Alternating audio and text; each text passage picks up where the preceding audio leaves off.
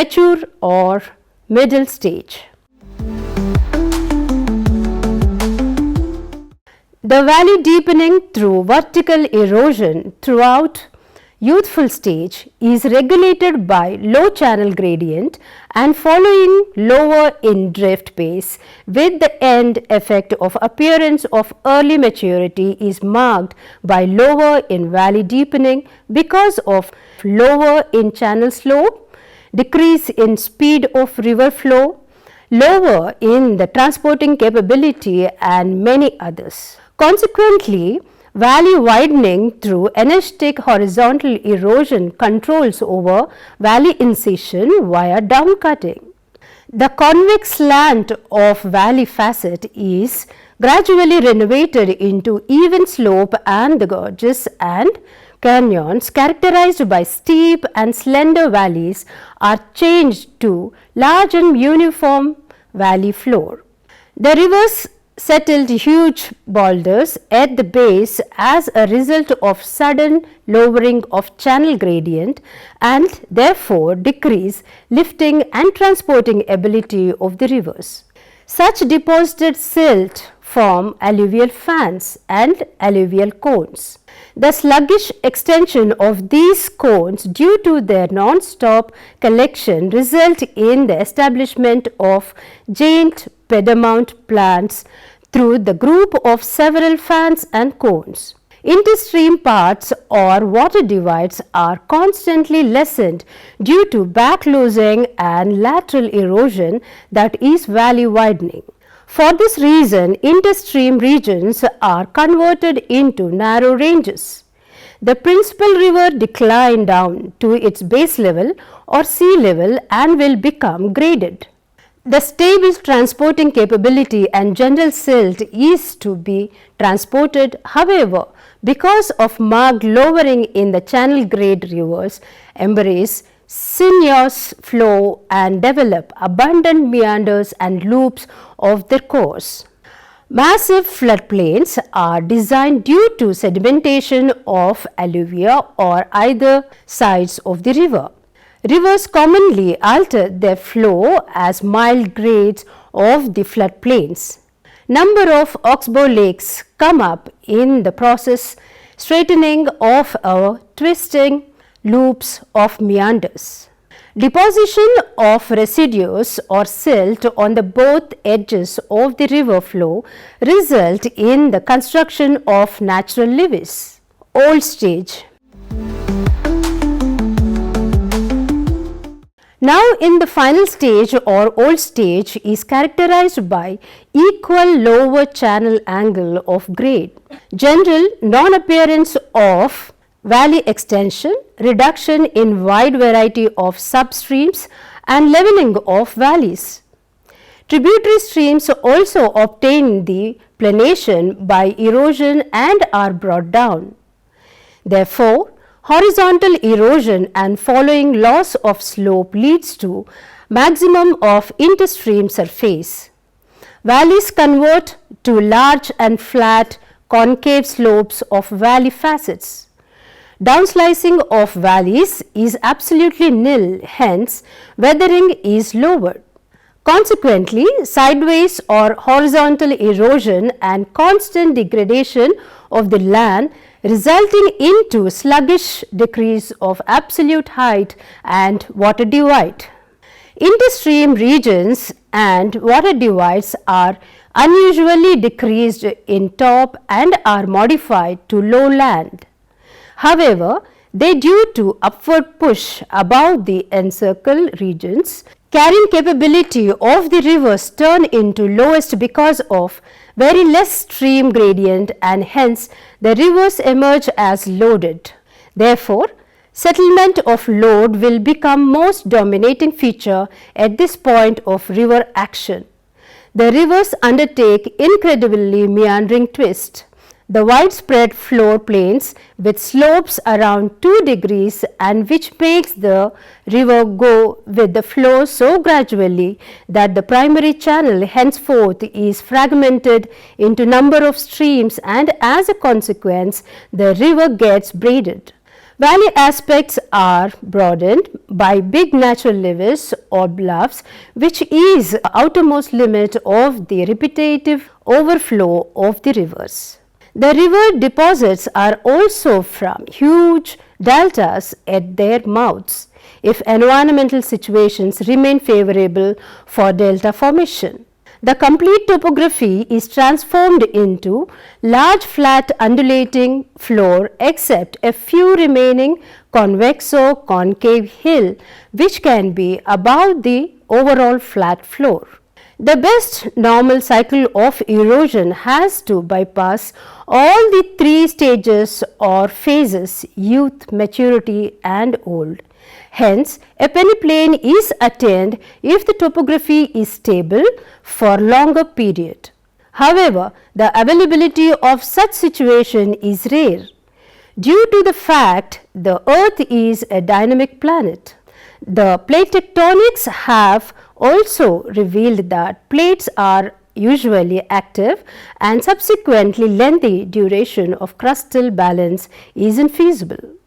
As a consequence, the easy functioning and final touch of normal cycle of erosion may be frequently disrupted by tectonic activities and climatic adjustments. The disruption of the cycle of erosion is the term as interruption of normal cycle of erosion. This is due to modification in the sea level, both due to rise in land and sinking of oceanic base relief.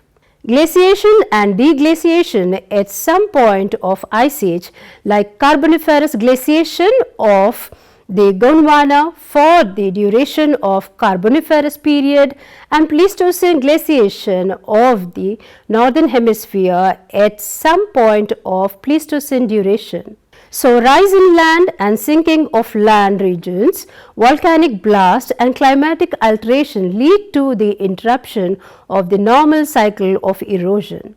If both combined and act at the same time, with volcanoes and climatic adjustment is called coincidence. The interruptions because of poor adjustment in base level, because of fall in sea level and rise in land of land masses are known as rejuvenation or renewed erosive ability of the rivers.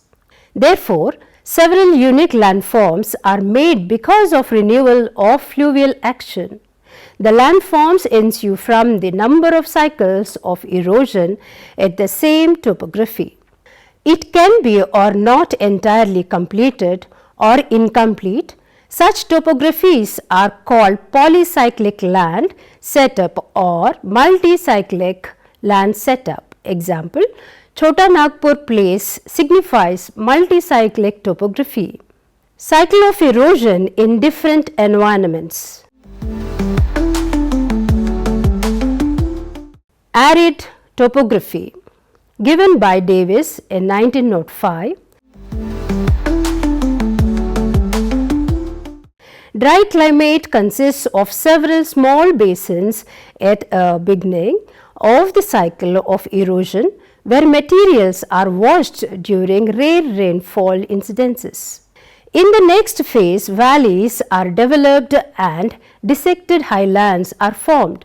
Material accumulated is from gentle slopes and basin highlands. Finally, a platform reaches in which the area has lost a lot from its relief and reflection intervenes the drainage systems to the hollow and breaks it into local systems. During all stages, sand and dust can be exported to another regions by air. Next, coastal topography given by Johnson 1946. These concepts are proposed for edge profiles and for submerged profiles.